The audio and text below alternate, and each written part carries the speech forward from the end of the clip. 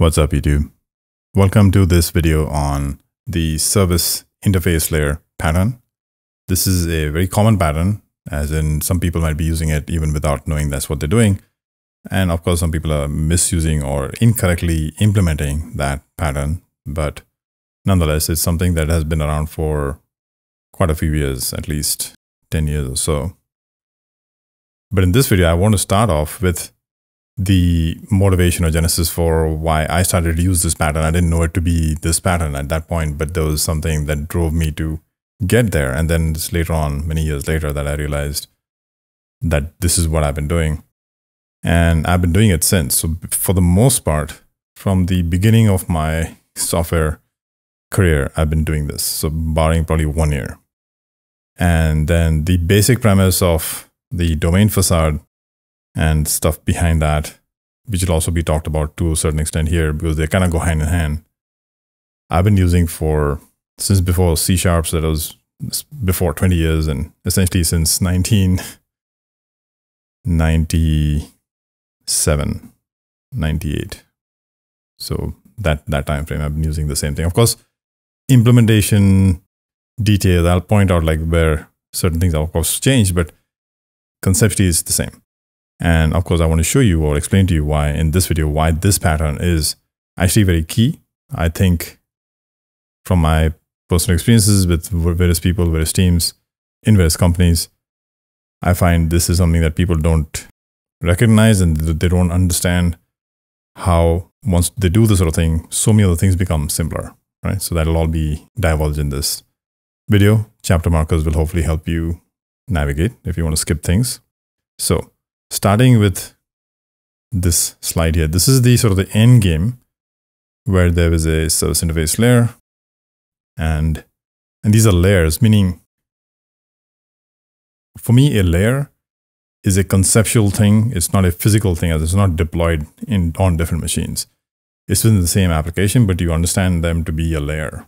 Right? It could be a class or an assembly that delineates these things, but they are conceptual because they're not physical.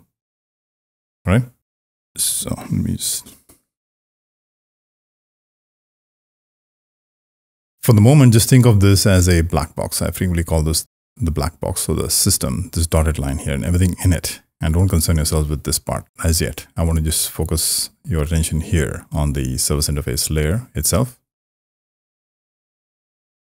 And now, given this picture, I want to kind of go back in time. So I'm going to go to the very first slide here. My very first software application was in a very large enterprise, and they had leased lines, believe it or not, that connected or interconnected all of their satellite offices throughout the country to the head office, right? If you don't know what a leased line is, there was no internet at the time, or there was internet, but that was not used rampantly in the company.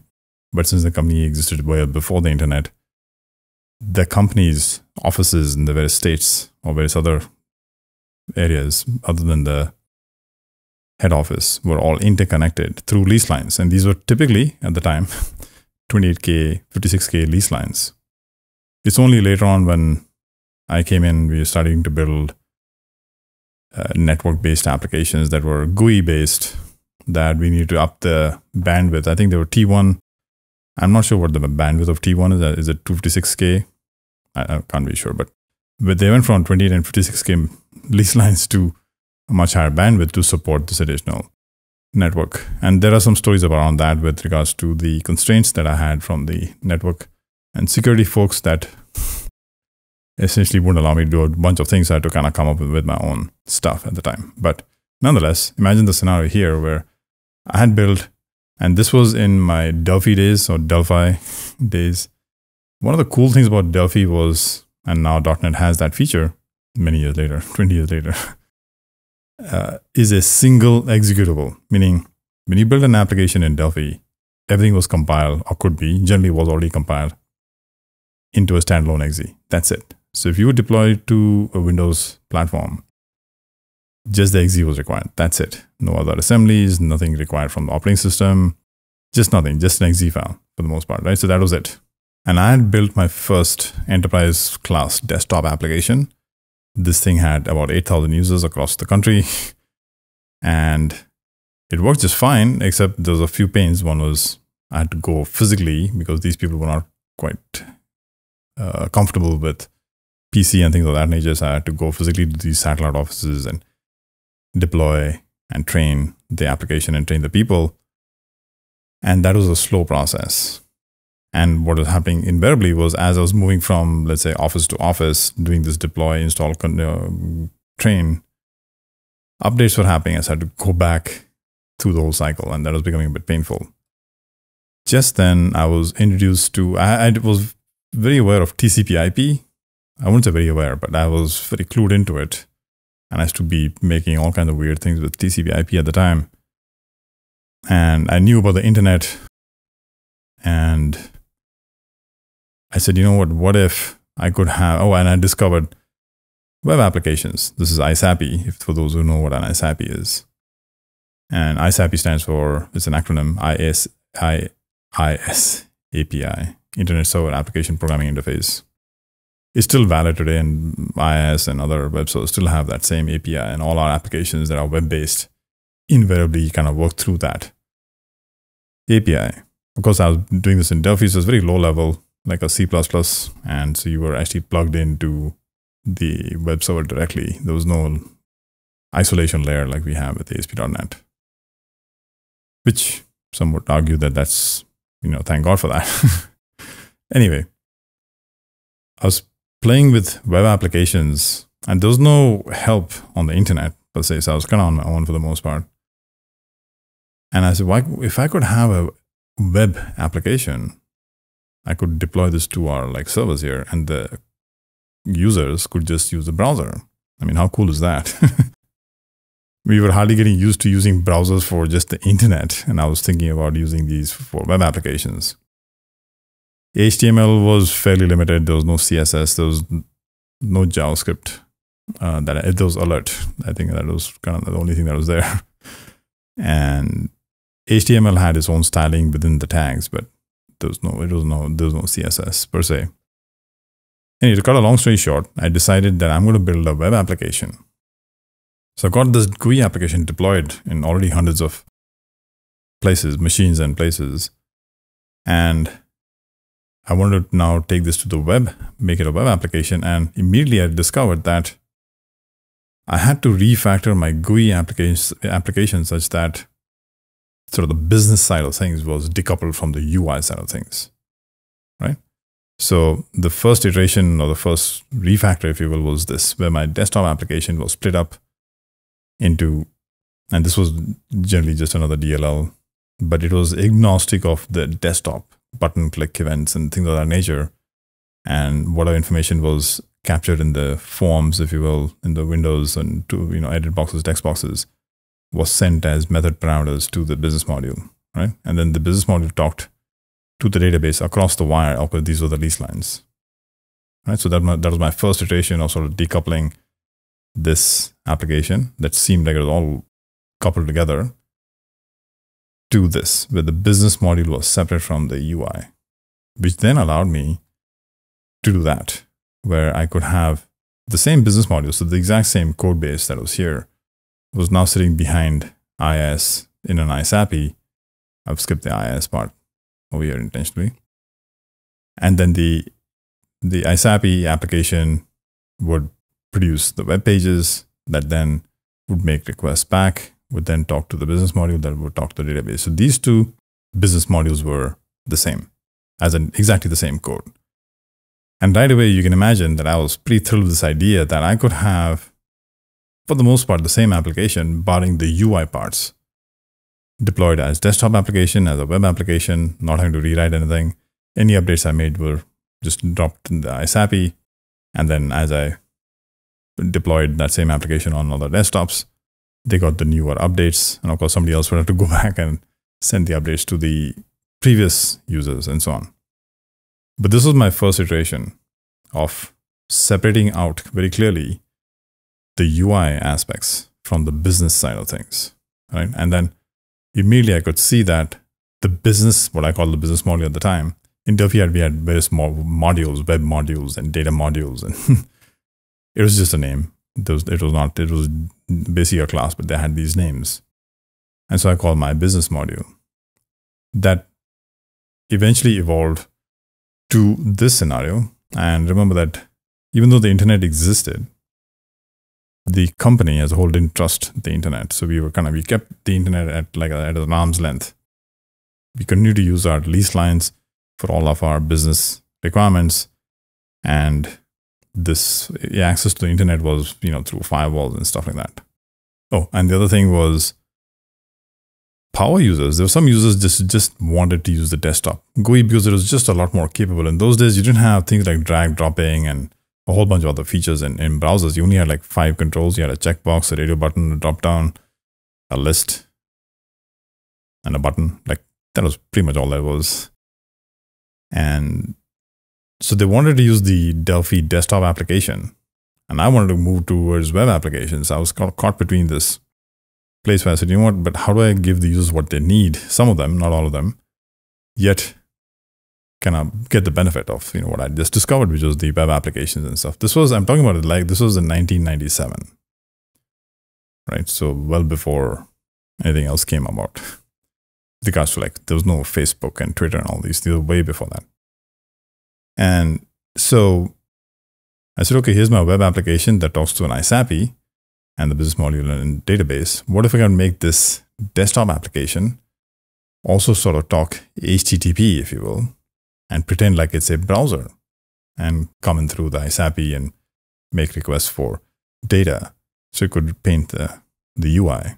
Of course, so this ISAPI was sort of broken up into 2 parts. One was, let's call it the MVC part that produced the pages, and the web API part that produced or provided the data or received data and provided data, right? So it was all one application, but conceptually there were sort of 2 halves of this application. And so this became eventually known as, I think in 98 itself, this became known as a thin client, meaning the client was just the UI, the business was on another tier. And this also was the starting of, at the time we called them 3-tiered applications. So thin UI, middle tier, which is the business, and the database. So this was already a 3-tiered application by this point. I didn't know it. I didn't know what to call it necessarily until I think a year later in Delphi, they introduced this idea of being able to build 3-tiered applications. So what 3-tiered? Now tiers are of course physically different deployments, right? Tier versus a layer. Nonetheless, the idea is here that you have a UI that's separate from the business, but this application started its life like this, right? And then very quickly became like this, and then like this, and so on. So this was the genesis. So now, starting with the service interface layer, service interface, a layer that interfaces with the service. What's the service? The system, right? So unfortunately, it's given this name called service, which is so overloaded in our field, nobody has a clue what anyone says when you use the word service.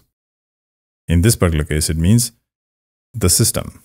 So I call my black box, this black box here, or the blue outlined black box, the system.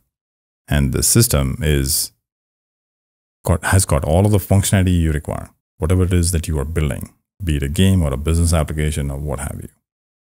It's all self-contained in here into this black box. And why is it called a black box in software? If we call something a black box, we mean we can't see into it. We can't see through it. So all you can see is sort of the outer, the facade. You can't see inside it. And a white box means you can see inside it, right? So black boxes, you can't see inside it. In my mind, I'm saying I don't want to see it, and I don't want to know how the thing works. It's just there. It should just work, right? And to facilitate that, I have a class that is public, meaning if this blue outline here were in an assembly, then this domain facade is a class that's public. And it's pretty much the only public class in the entire assembly, so that you can't, if I give you access to the assembly, the only class you can actually see is the domain facade. Now, of course, all the inputs and outputs, all the DTOs, these are data state classes, not stateful, but they carry state, not behavior. Inputs and outputs and exceptions are public. Not all DTOs, only the DTOs that are part of the public signature of the domain facade. And any exceptions that you throw in the system have to be public. So that's it, right? So the facade becomes a nice way for you to further decouple yourself from the consumer of the system. In other words, the consumer, the service interface layer, can only see the domain facade, can't see all the other classes here. And in fact, you don't want them to see. You don't want them to know what these classes are, so that you have the freedom to refactor.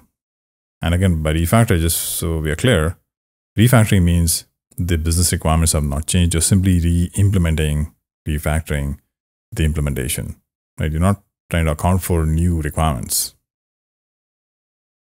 So by giving people access to only the domain facade from the outside, you are free to change anything else that's going on behind the domain facade. So you have a lot of freedom to refactor things and redesign, re-implement as you need.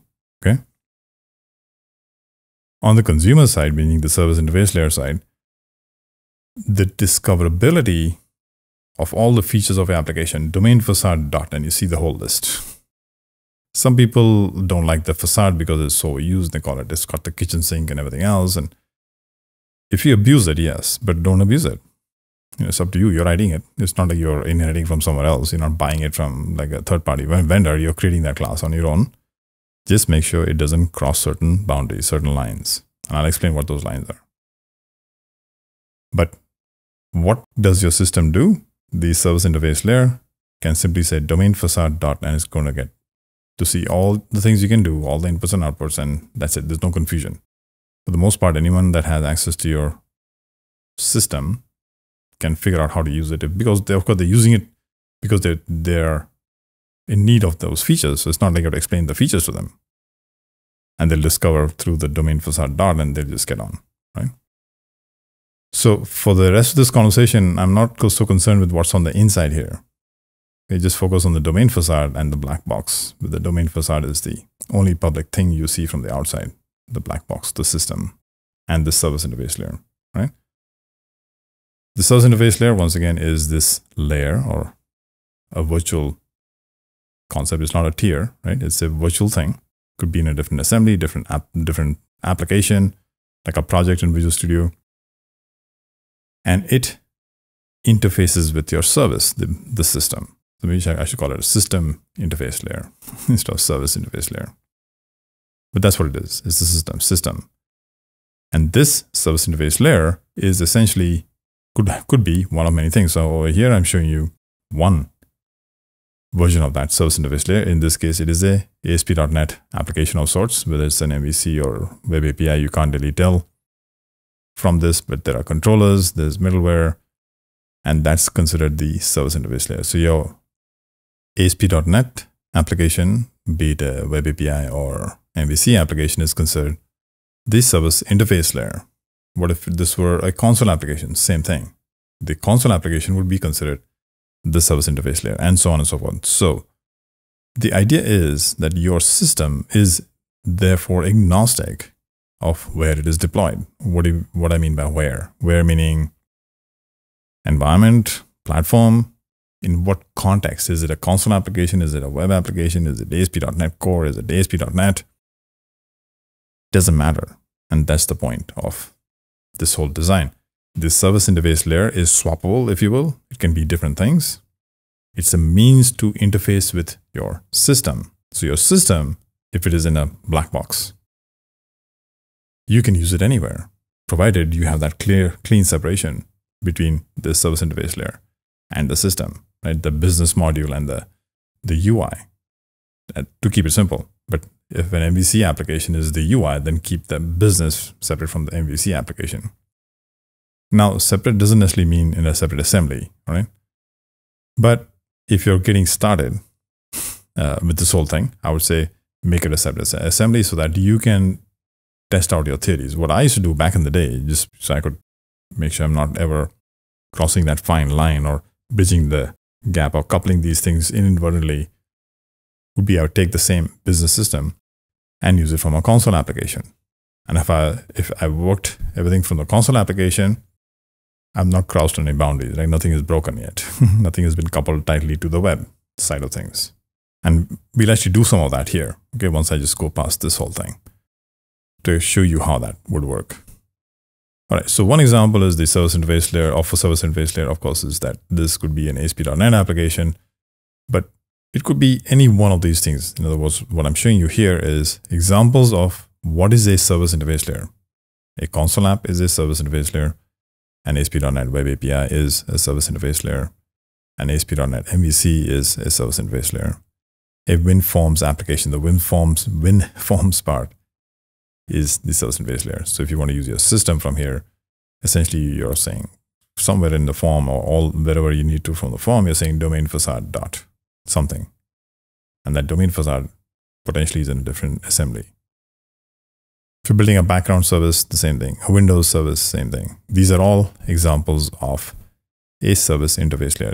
If essentially the kind of application you're building, right? We say we're building a web application or a console application or a background service. That's the service interface layer, and do not couple the business side of things with the application part, the service interface layer, right? I find somebody's building a background service, all the code ends up in the background service. Somebody's building a web application, all the code ends up in the controllers and so on and so forth. That's not how you want it, okay? You want it separate such that the system can be used from any other SIL, any other service interface layer. And to test out that theory, that's what you want to do. Now, I'm not a big fan of imagining all the possible scenarios and sort of building or designing for that.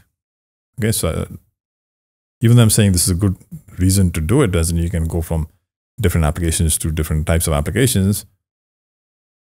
One could say, but see, that's an overkill. What if I don't ever need it? Well, that's true. But the number of times I've had to use this, the number of times this has become something that has benefited me far outweighs the little extra work that it costs to do it. That is, it's a cleaner separation. But I have used this need to go from, you start off building, a web application that suddenly becomes a Windows service application, or it becomes a background service, or it becomes an Azure function.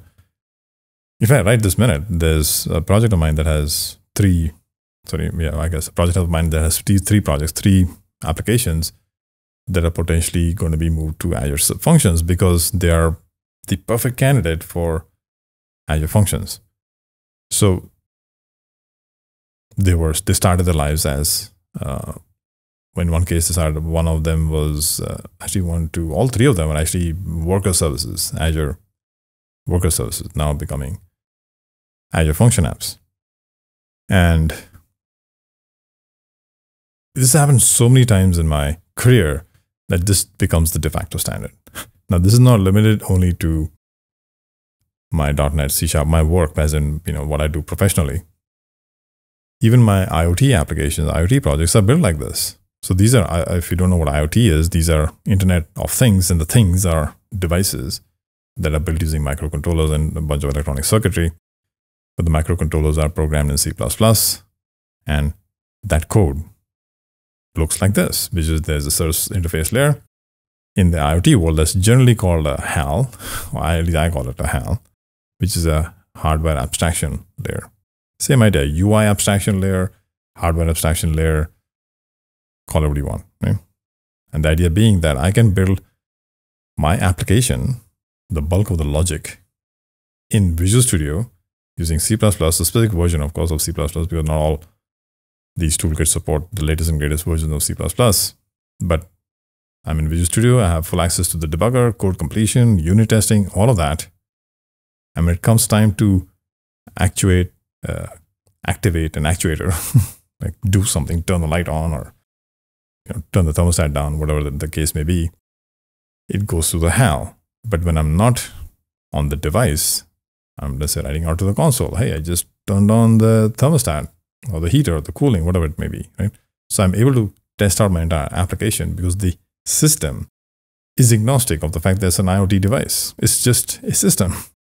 It gets inputs from sensors, and it has outputs. In some cases, it's writing to a console, but the same application could be writing out to some pin or digital pin on some microcontroller to turn that pin on or off, right? So the idea is, I've been using this, as I said, for practically all my career since 1997. Now, lot has changed. Business modules are now being called domain facades, and all the stuff behind the domain facade has been evolved and evolved and evolved. Till this day, it's evolving. but the idea is the same. There are two different layers: service interface layer, domain layer. Always, no matter what I'm building. So that's the reason I wanted to make this video, because for me, this is how my life begins, as in life of all my projects begin like this. I know what part is the system and know what part is the service interface layer. And today, the service interface layer might be a web application or a console application, and it becomes something else in the future, or multiple things. The other thing that's occurred in my career is, like the very first example, that business module was used as a web application as well as inside of a GUI, like a desktop, right? And that has happened multiple times, where the same system is being used as a Windows service and a background service, or both, or a web application and a background service or a Windows service, right? Multiple uses at the same time, multiple deployments or multiple use cases at the same time, during the same lifetime of the application. Okay, let's look at some code now. Some of you might have already seen this code. This is the movie service application, which is on my GitHub. I'll put a link in the show notes below. It's a simple application. If you haven't looked at the code, I haven't digested the code, please do so, because it's the kind of my reference project, if you will, a project that is fairly simple, yet shows off all of the design functionality, domain facade, service interface layers, unit testing, all of that's here in this project. And this system uses from the system external services as well as database to get its data. So it goes to two different sources to get the data, right? The domain layer, in this case, the movies service, the actual system, essentially when you say get all movies, is going to go to the database, is going to go to the external service, is going to get the data from both these places, join it all up, or merge the data in and send you back a result. So you don't know it went to two different places, but that's what it does, right? As far as you're concerned, you got movies coming out. How? Don't know, don't care, right? So over here, you can see that the solution is comprised of a movie service YouTube. This is the service interface layer. It happens to be a web API, ASP.NET web API. And the domain layer, another assembly project, right? And of course, there's a SQL Server database here as well. And there's an external service. In my controller, this is the controller, I have certain methods. Get movies, it returns a collection of movies, and it in turn calls this method here. So if you look at these methods here, they're all, of course, they're protected, and that's irrelevant. They're all saying domain facade.get movie by ID. Give it an ID, return movies, right? It's just forwarding the call on to the domain facade. Get all movies calls domain facade.get all movies. Get movies by genre calls domain facade.get movies by genre, and so on. Right, so all my controllers look like this. If you haven't seen my video on controllers, roles, and responsibilities of a controller, I'll put a link up here for you. Take a look at that. That's, if you're working with controllers, that's key for you to look at. Forget this whole service interface layer thing. Just look at that video if you're working with MVC, ASP.NET, Web API, stuff like that. All right. Here, as you can see, the controller is doing nothing. It's simply a way to interface with the system, right? So it receives information using or HTTP, JSON, SOAP, whatever. It translates that to C# things, and it calls domain facade. So it's the service interface layers. It's a means or a mechanism that allows you to interface with your service, with your system. How? In this case, through HTTP, JSON, XML, whatever. So these methods are simple. They do nothing. There's no logic here, no validations here. And again, intentionally, why is there no validation here? Because you want your system to do the validations. If you take that system and run it in a console application, do you want to lose the validations because you put them here, or do you want to duplicate these validations in two different places? Right? You get the idea. The system is self-sufficient. It doesn't depend on or doesn't assume it's going to be used from its own UI or its own whatever service interface layer, right? It is self-sufficient. If it doesn't like something, it's going to throw it out. It's up to the service interface layer to give it the data or clean up the data and give it irrespective, right? The system should still work. In my case, I don't do that for APIs, but of course for UIs, like an MVC application, you might have some duplicated validations in JavaScript just to save round tripping and stuff like that. But that's also, depending on what choices you make at the time. I'm going to take this application over here. I'm going to add a project, which will be a console application. So that's a console application. And to this console application, I'm going to add a reference. And I'll add the domain layer assembly as a reference, right? Which means now in the program CS, I should be able to say something like,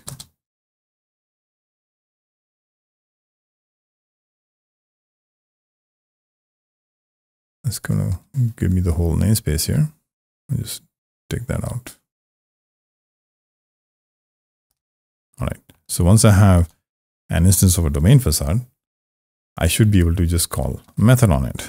Remember the discoverability aspect I talked about. So you can see create movie. So in here, get all movies, get movie by ID, get movie by genre, and so on.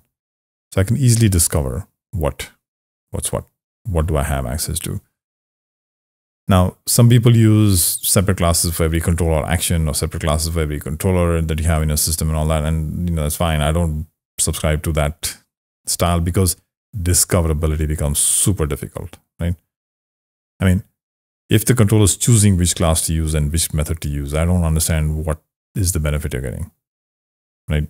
Anyone, any controller, any action can use any class it wants, any service it wants, and call any method it wants. So then what's stopping you from calling the wrong class or using the wrong class, calling the wrong method, etc. So over a period of time, I've just realized that having a domain facade as the only point of entry into your system gives you many, many benefits. One is, of course, the refactorability behind the domain facade. So everything that's inside the domain facade or past the domain facade, you can just rewrite the entire system. Nothing is impacted by that rewrite. All your tests, and when we talk about tests, I'll be saying the same thing. All your tests just work, and you have a suite of tests that allow you to do regression testing, because whenever you refactor your system, none of the tests change, none of the tests break, so you're not having to lose or redo all the tests, right? So it gives you more of it's easier to refactor. You're really more willing to refactor because you're not having to write all the tests again. And plus, the same test will ensure that your refactored system is still working the way it was before you started down that path. Discoverability, which is key here. So that's what is happening. I can see that here. So let's say I go get all movies, and this actually is,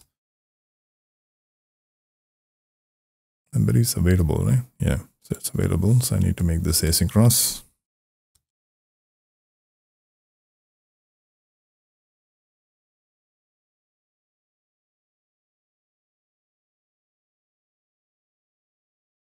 The domain layer part of it depends on some config file settings. Where's my database? What is the service I'm talking to, etc. Right? So there's some config settings that are required.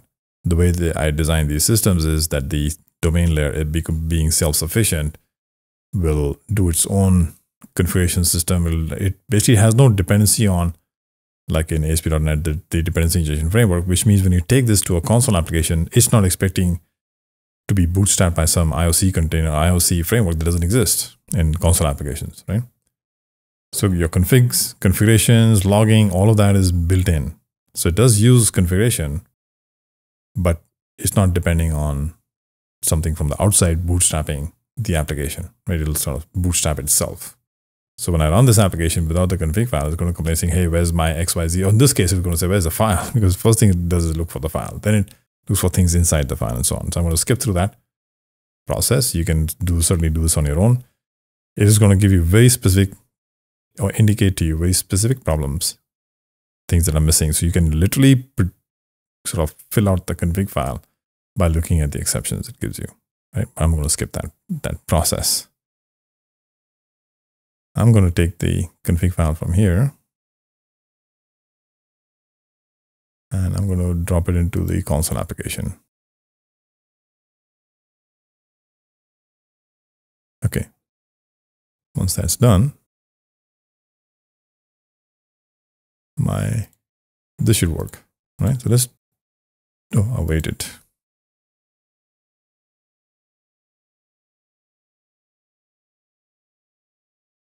Okay, so now let's run this. This might take a few seconds to start up because the service might be asleep.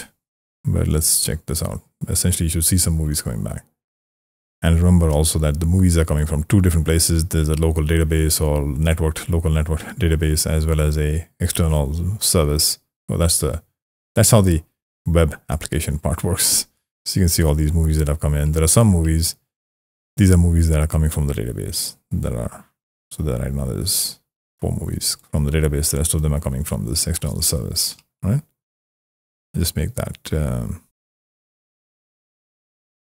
the console application as the startup application. Run it again. Sorry, it's already ended. Again, okay, so there we go. So there are 67 movies, and these are all the movies. As you can see, the last few ones will probably be the movies that have gibberish, right? Whereas the movies before that are got proper names of things, genres and such. So that's all it took, right? No setup, no bootstrapping, just here's a domain facade, new it up, call methods on it, and you're good to go, right? And this works for super complicated applications. I'm showing you a simple application here, but I mean, if the domain facade works for you in your environment, whatever that thing is, then moving it around is not a problem, right? Then it's already working for you wherever it's supposed to work in the way it's supposed to work. So then it's got all the features, functionalities built in, all the methods, signatures, everything is done. Well, if you use it in a different environment, such as a console application or a web background service or an Azure function app, it's still doing the same thing. So you need the same interface, the same API, and that still works, right? Let's add another method just for the fun of it. Let's say I say domain facade dot get movies by genre, and the genre I want is let's say science fiction, right?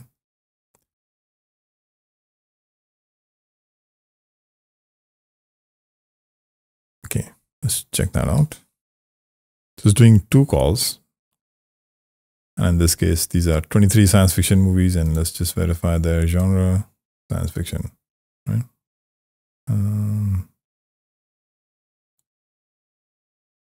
Science fiction. So all these are science fiction movies.